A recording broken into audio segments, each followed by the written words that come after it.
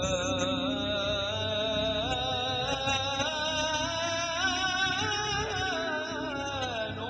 العيون.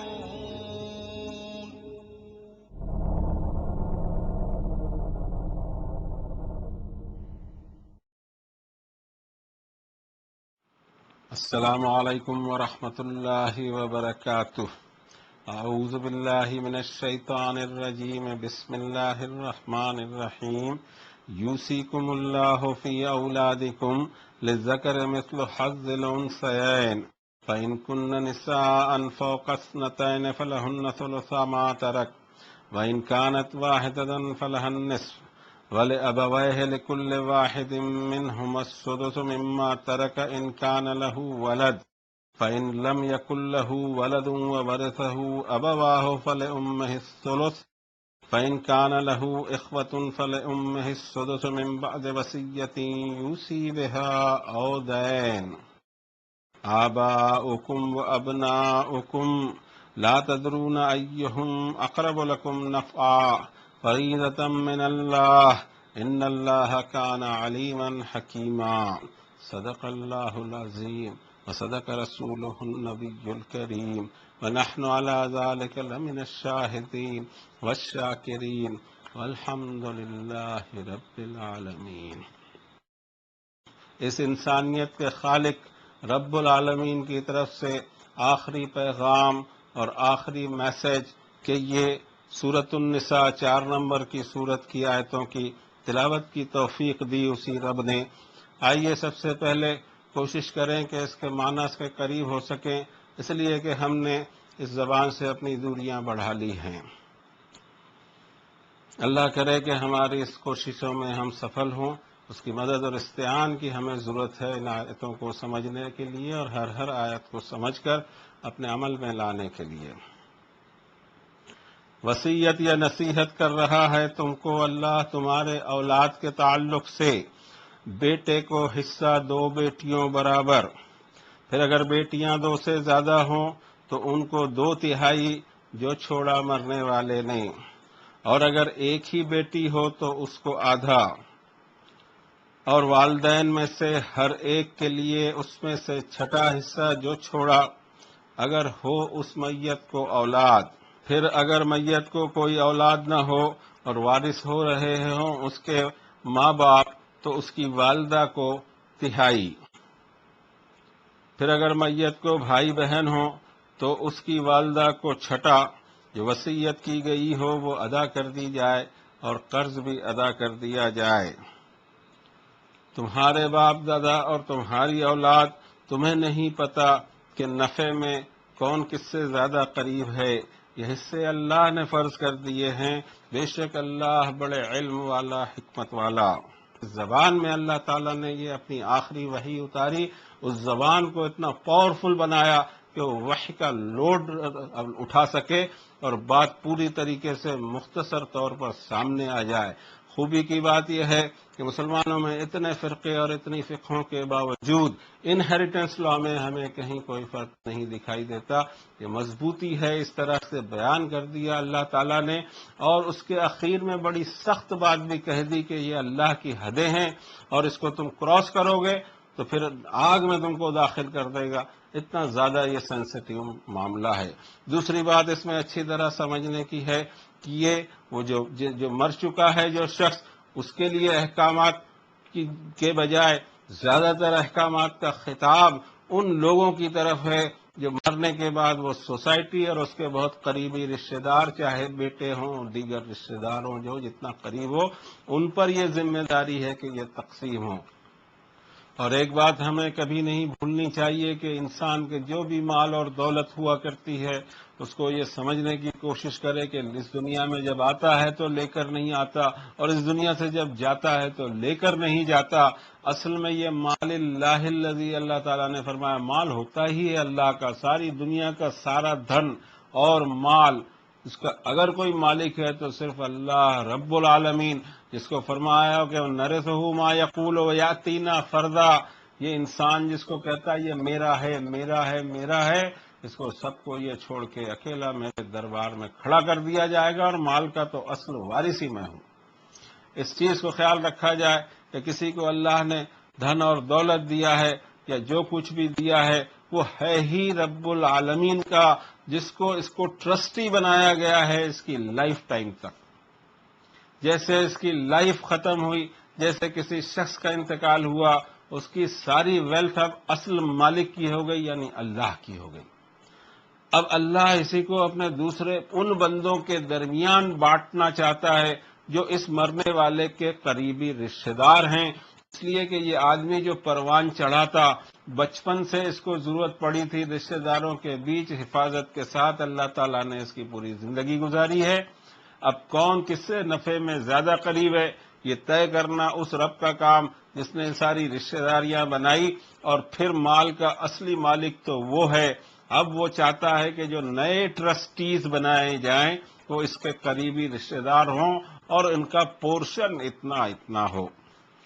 پھر یہ دو آیتیں جس میں انہیریٹنس لا بیان کیا گیا ہے، میں اگر میرا انتقال ہو جائے، میرے بعد میرے مال اور دولت یا جائیداد یا جو کچھ بھی چیزیں ہیں اس کی تقسیم کی ذمہ داری میرے رشتہ داروں پر ہے، میں تو دنیا سے چلا گیا، اس میں میرا کوئی رول نہیں ہے۔ ہاں، وصیت کے تعلق سے ایک انسان کے، ایک مومن کا کیا فرض ہونا چاہیے، اس کا تذکرہ اللہ تعالیٰ نے سورۃ البقرہ کی 180 نمبر کی آیت میں فرما دیا، کتب علیکم اذا حضر احدکم الموت ان ترک خیرا الوصیۃ للوالدین والاقربین بالمعروف حقا علی المتقین۔ مومنوں، تم پر فرض کر دیا گیا۔ جب فرض کر دیا گیا، کتب لفظ آ گیا تو اس کے معنی ہی ایسے ہیں کہ جیسے نماز، روزہ، حج، زکوٰۃ وغیرہ فرض ہے، ایسے یہ فرض عین ہے۔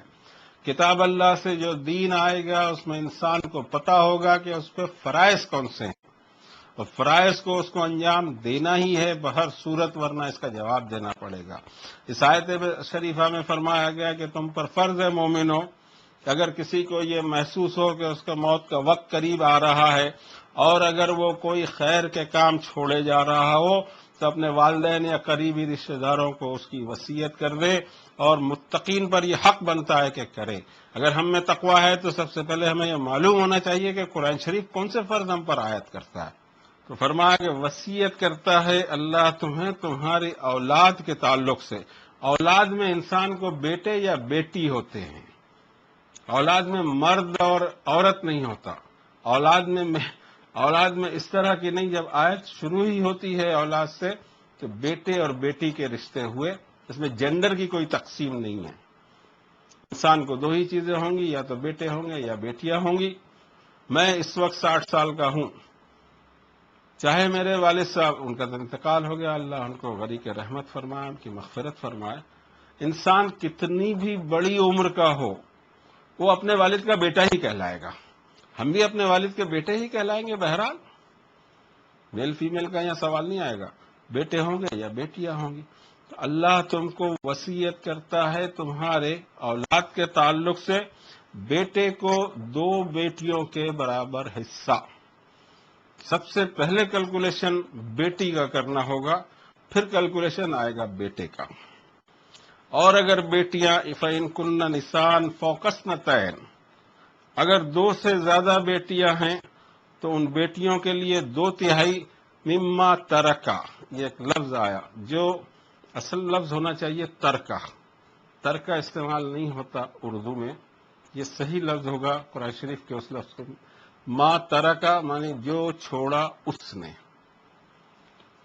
فَإِن كَانَتْ وَاحِدَةً فَلَهَا النِّصْفُ، اگر بیٹی ایک ہی ہو تو اس کو آدھا۔ وَلِأَبَوَيْهِ لِكُلِّ وَاحِدٍ مِّنْهُمَا السُّدُسُ مِمَّا تَرَكَ إِن كَانَ لَهُ وَلَدٌ، اور ماں باپ کے لیے ہر ایک کو، ان میں سے ہر ایک کو، دونوں میں سے ہر ایک کو چھٹا حصہ جو چھوڑا اس مرنے والے نے، اگر مرنے والے کو اولاد ہوئی۔ دنیا جانتی ہے کہ ماں فیمیل ہوتی ہے اور والد میل ہوتے ہیں۔ میل فیمیل کا اس آیت سے کوئی تعلق نہیں، جینڈر بایس یہ آیت نہیں ہے۔ اگر جینڈر بایس ہوتی تو پھر یہ ماں کا آدھا ہو جاتا کہ ماں فیمیل ہے۔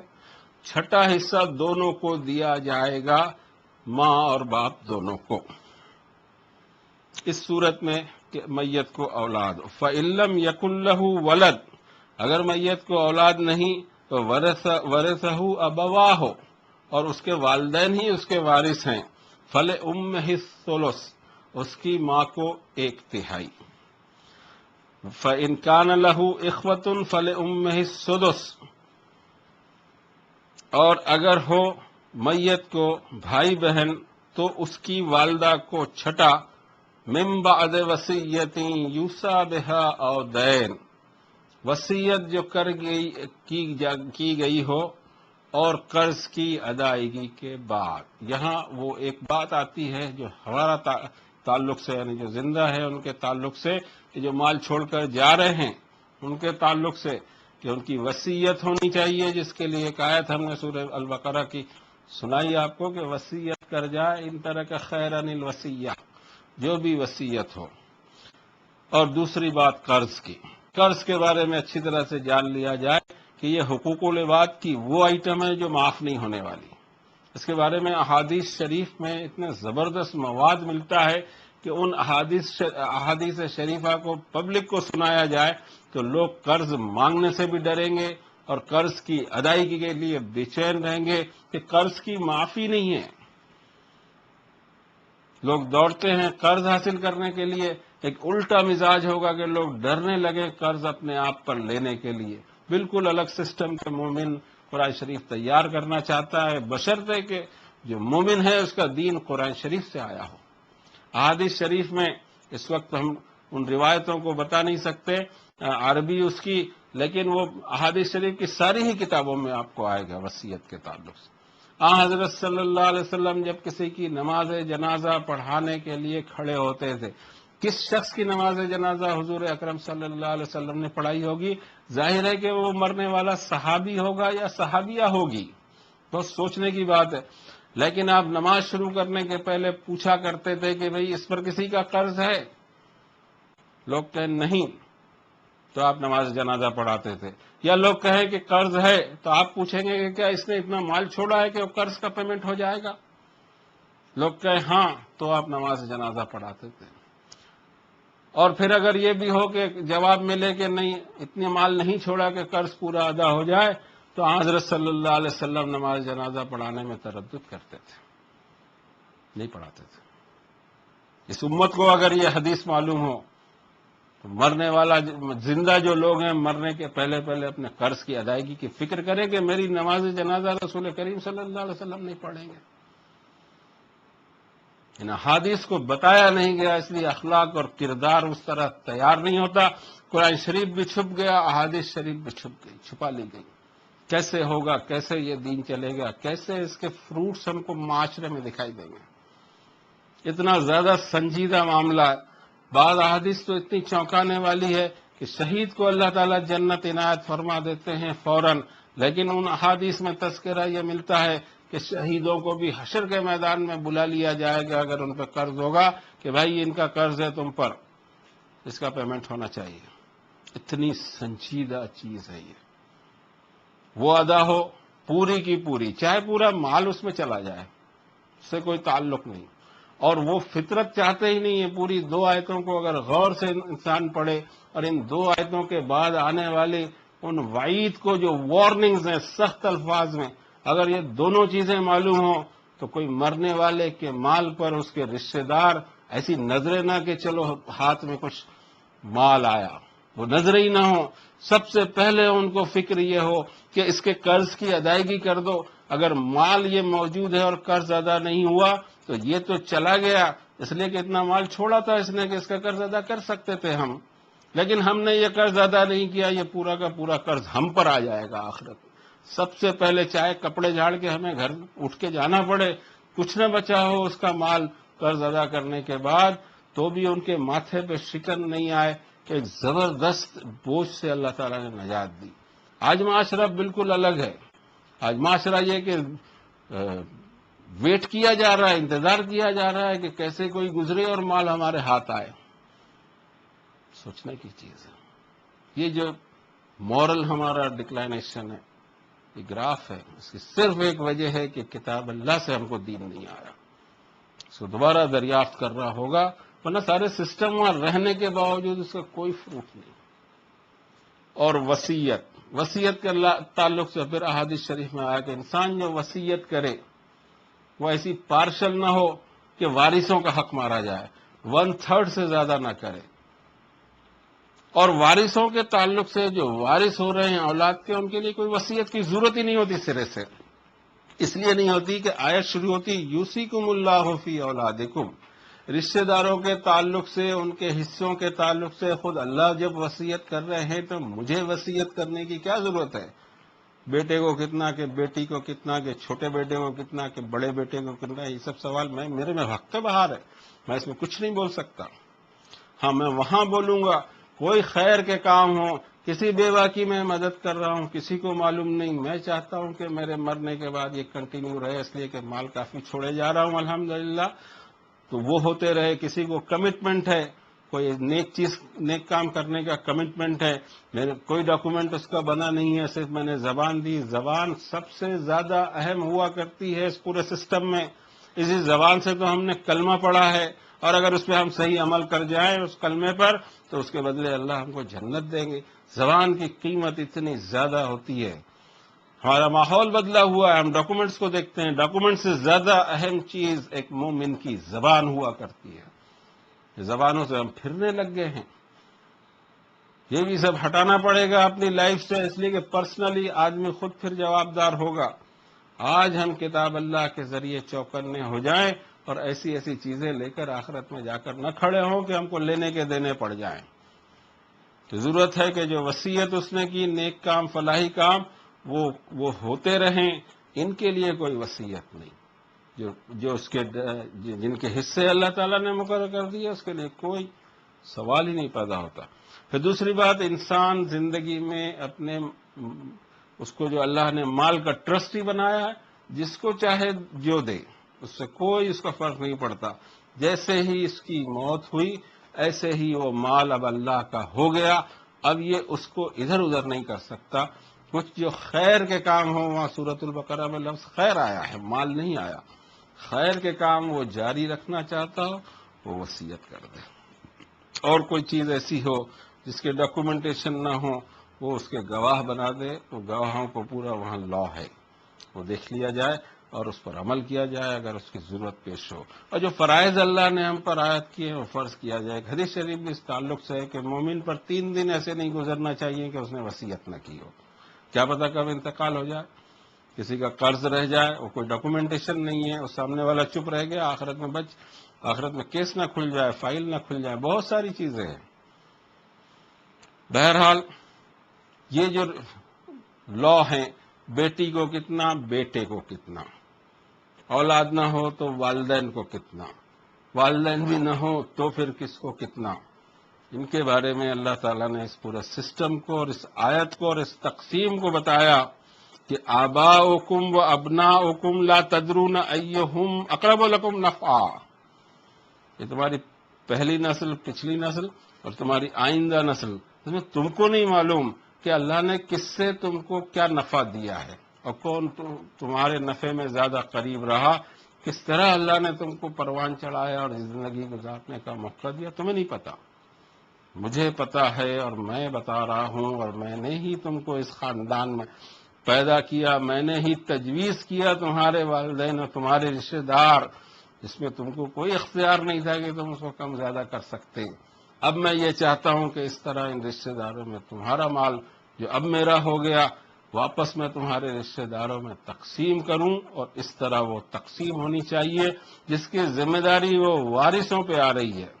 اور سورۃ البقرہ میں دوسری اور بھی بات فرمائی گئی کہ جب یہ ترکے کی تقسیم ہو اور دور قریب کے رشتے دار آئے ہوں، اس وقت بھی خیال رکھا جائے کہ ان رشتے داروں میں جو غریب ہیں، مسکین ہیں، یتیم ہیں، بیوائے ہیں، ان کو بھی دیا جانا چاہیے. ایسا نہ ہو کہ اسی کی اولاد بانٹ کر اپنا خوش ہو جائے. جب چیز بٹ رہی ہے، لوگوں کو پتہ بھی ہے، اس وقت سب کا خیال رکھنے کی کوشش کی جائے. یہ قرآن شریف کی نصیحت ہے.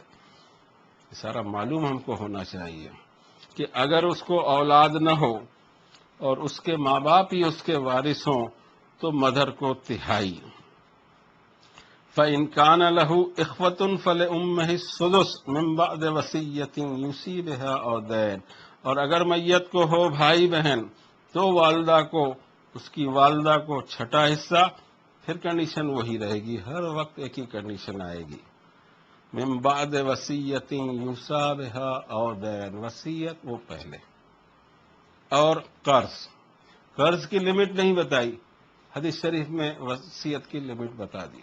قرض میں ہی پورا مال صاف ہو جائے تو خوش ہونا چاہیے انہوں نے جو اس کے وارث ہیں کہ وہ بیچارے کا تو قرض بھی ادا ہوا، اور سیم قرض مرتے سے ہی اللہ تعالیٰ نے جو ہم پر ڈالا تھا ذمہ داری وہ بھی اللہ نے ہم سے ادا کرا دی. دنیا کا آنی اور جانی ہے، اور یہ پیسہ سب کہتے ہیں ہاتھ کا میل ہے. کوئی آدمی، کوئی ایسا مہاتما، کوئی بڑا آدمی، کوئی مذہبی رہنما ایسا نہیں ملا جو پیسے کے تعلق سے یہ بات نہ کرے. لیکن خوبی کی بات ہے کہ سب کا چکر بھی وہی چلتے رہتا ہے. پیسے کے تعلق سے سب باتیں کریں گے، دنیا فانی ہے سب کہیں گے، اور دھن ہاتھ کا میل ہے سب کہیں گے، اور چکر سارا دھن کا چلا رہتا ہے، اسی نام سے چلا رہتا ہے. اوکے، کیا کر سکتے ہیں اس میں؟ لیکن ہمیں پتہ ہونا چاہیے کہ چکر چلانے کے کام نہیں ہے. ہمارا تو دل کو ادھیڑ کے رکھ دیں گے ہمارے رب. وَحُصِّلَ مَا فِي الصُّدُورِ، حساب تو سینے میں چھپائے چھپائے دل سے جس میں نیت ہوا کرتی، اس سے پوچھیں گے کہ اپروچ کیا تھی. آباؤکم او ابناؤکم، تمہارے باپ دادا اور تمہارے چلڈرن، لا تدرون ایہم اقرب لکم نفعا، تمہیں نہیں پتا کہ نفع میں تم سے کون زیادہ قریب ہے. فریضۃ من اللہ، یہ اللہ کی طرف سے حصے فرض ہے. ادھر ادھر بھاگ کر، ادھر ادھر مسائل کے کاغذ لکھ کر اور ادھر ادھر سے جواب حاصل کر کے اس میں سے اپنے لیے راستہ بنانا، یہ سمجھ سے باہر کی چیز ہے. یہ تو قرآن شریف اور حدیث شریف کا مذاق اڑانا ہے. فرمایا کہ فریضۃ من اللہ، اللہ نے فرض کر دیا، بے شک اللہ ہے علم والا اور حکمت والا. تہائی کیسے نکالنا، چھٹا کیسے نکالنا، آٹھواں کیسے نکالنا ہے، بڑا آسان ہے. اس وقت یہاں ہم اس کو بتا بھی نہیں سکیں گے، اس کے لیے کچھ بلیک بورڈ وغیرہ کی ضرورت ہوگی. لیکن بیسٹ چیز ہے کہ کسی بھی عالم سے، آپ جس مسلک کے ہوں اس عالم سے آپ بھیج دیجئے. اس لیے کہ ایک بات اچھی طرح خیال رکھنی چاہیے ہمیں کہ ہر کیس جدا ہوتا ہے، ہر انسان کا کیس جدا ہوگا. کئی قسم کے کیس ہوں گے. ایک کیس ایسا کہ نہ والدین میں کوئی حیات ہے، نہ اولاد اس کو کوئی ہوئی، یا ہوئی ہو تو وہ پہلے انتقال کر گئی ہو، کوئی نہ ہو اس کو، بیوی وغیرہ بھی انتقال کر گئی ہو تو کیا ہو. ہر کیس الگ ہوگا، کتنے بھائی، کتنی بہن، کتنی بیویاں، والدین میں کون حیات ہے، کون پہلے جا چکا ہے، یہ سارے کیسز آئیں گے. ہر جگہ، ہر وقت، ہر جواب ایک دوسرے سے علیحدہ ہوگا. جس مسلک کے آپ ہیں اس مسلک کے عالم سے پوچھ لیجئے کہ بھئی ایک صاحب یا صاحبہ کا انتقال ہو گیا، ان کو اتنے اولاد ہے، بیٹے بیٹی، والدین کتنے ہیں، اسپاؤس. انشاءاللہ وہی جواب آئے گا، ان آیتوں کے تحت ہی آئے گا. انہوں نے بڑی محنت کر کے رکھی ہے. جو چیز وہاں پوچھنی چاہیے وہ نہیں پوچھی جاتی، وہاں جا کے کھڑکی تلاش کی جاتی ہے کہ میرا حق کہیں سے اور زیادہ لے لوں. چیزوں کا استعمال صحیح طریقے سے کریں، ہم عالموں کو استعمال بھی صحیح طریقے سے کریں تو انشاءاللہ ہماری آخرت کی سیف سائڈ ہو سکتی ہے. آج کی بات یہیں پوری کرتے ہیں. اللہ سے معافی مانگتے ہوئے بولنے بتانے میں کوئی زیادتی ہوئی ہوگی تو، اور اہدنا الصراط المستقیم کی دعا ہمیشہ ہماری جاری رہنی چاہیے. یا اللہ ہمیں صراط مستقیم پہ چلائیے. ربنا لا تؤاخذنا ان نسینا واخطانا، ربنا ولا تحمل علينا إصرا كما حملته على الذين من قبلنا، ربنا ولا تحملنا ما لا طاقة لنا به، واعف عنا واغفر لنا وارحمنا أنت مولانا فانصرنا على القوم الكافرين. وصلى الله على النبي الكريم.